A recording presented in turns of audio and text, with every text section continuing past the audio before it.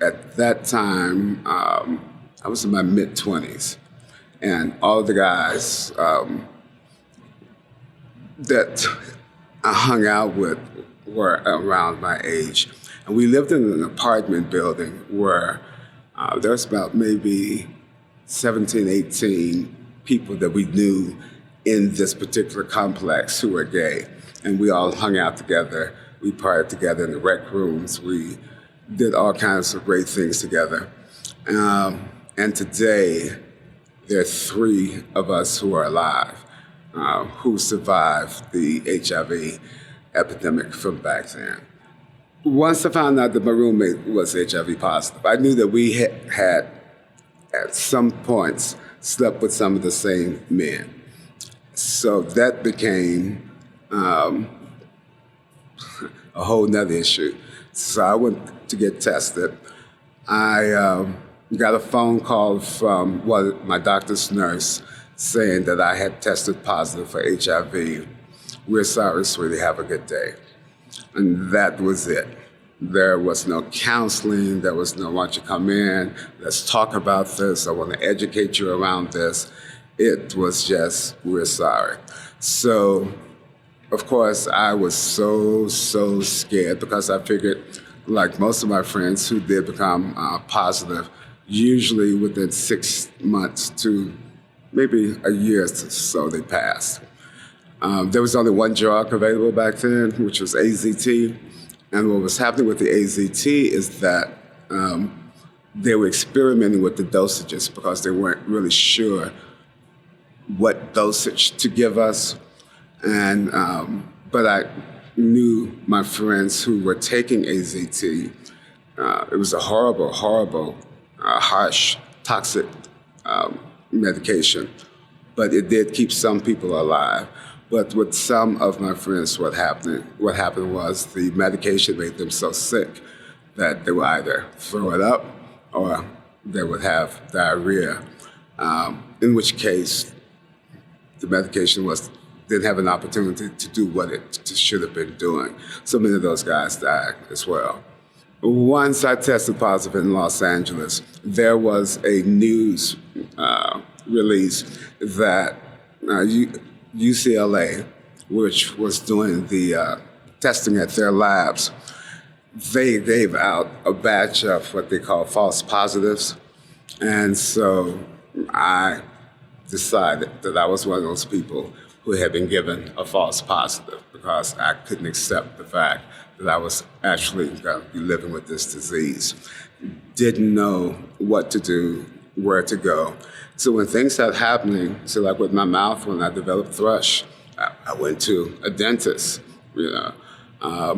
When things started happening with my skin, I went to a dermatologist. But there was no conversation about my sexual orientation or HIV, AIDS at the time. And so I was just treating whatever it was that was happening. And it wasn't until I moved to Atlanta and I had another HIV test after I had developed shingles, and along with some other opportunistic infections, which are infections that happen when you have a weakened immune system and your body isn't strong, your immune system isn't strong enough to fight off the virus. I was taking almost 30 pills a day. And the pills were, and then we had to do this thing with the pills where we had to take the medication like either an hour before we ate or 2 hours after we ate, 4 times a day. So it was really hard trying to navigate that. But by the time I started medication, I was living in Atlanta, and I became suicidal. Didn't realize how the virus had started impacting my health.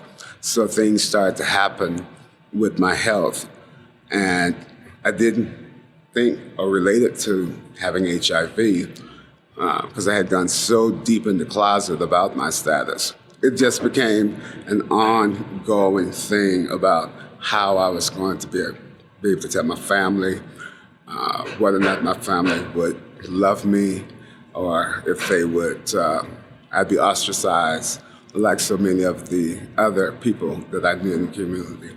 So with everything happening around that, I just took it inside. Didn't have sex for years because I didn't want to give it to anyone else. And so like I said, by the time I got to Atlanta, after losing all those friends in Los Angeles, it started happening again when I moved to Atlanta. I had a new social worker friends, and they all started dying around me. And these guys were much younger than I was at the time. And so I just didn't understand why all of these different people were dying from the disease, and I had not. So now I think because there was a greater purpose that the universe had for me.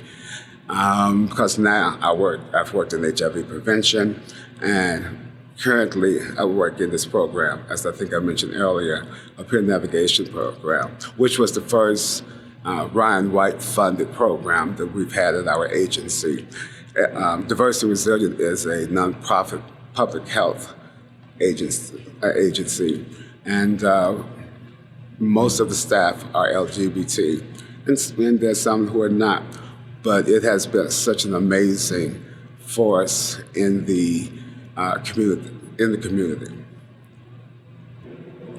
I think I had a couple of coming outs. I actually came out in high school. It was so funny. A couple of friends and I got together, and we were trying to decide what to wear because we had never been to a club before. So what did we wear? So we all dressed each other up and everything and went out that night. And that night, that was the first time I met Tyra, who was a part of this project. And so she used to come into Sears, where I used to work in the men's department. She'd sashay in, hey baby. And so we would always speak real cordial. And the first time I went to that club, she was the first person I saw. And so she said, I knew it, baby, I knew it. I said, come here, baby, come here. So listen here. This one over here will screw you real quick because you knew me in the house. So this one over here, stay away from him. He's a heartbreaker. Those guys over there will pass you around, leave them alone.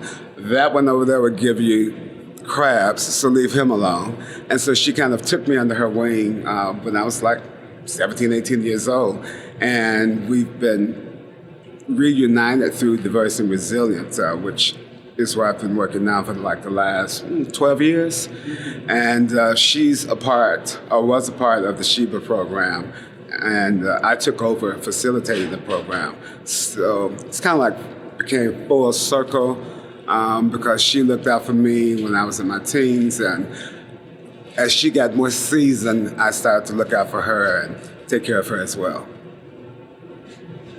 I remember the first time I went to a Pride Fest celebration in Los Angeles. So I was all excited, it was new for me. I had never been to, any type of thing like that. I was just so amazed with all these people, who were like me.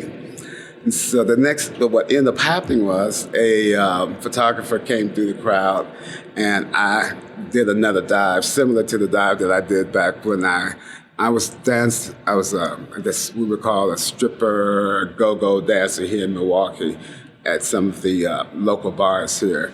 So there was a club called The Factory, which was, along with several other gay clubs. Milwaukee's become like the mecca for gay clubs in the city of Milwaukee.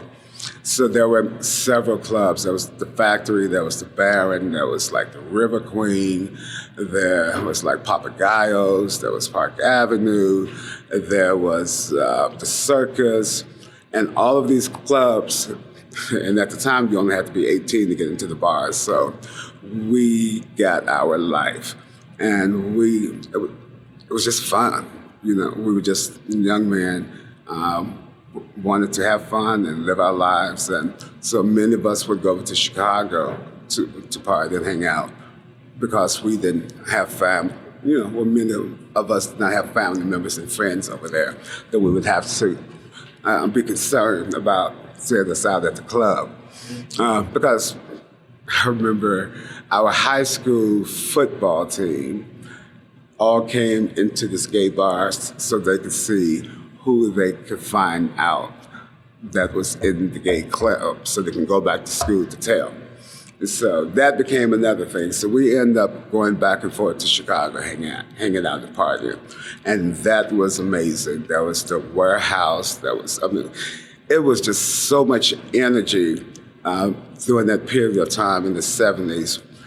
There was the Ritz. There was several other clubs in Chicago as well. So we would take the bus over to Chicago on Friday night and not come back home until Sunday.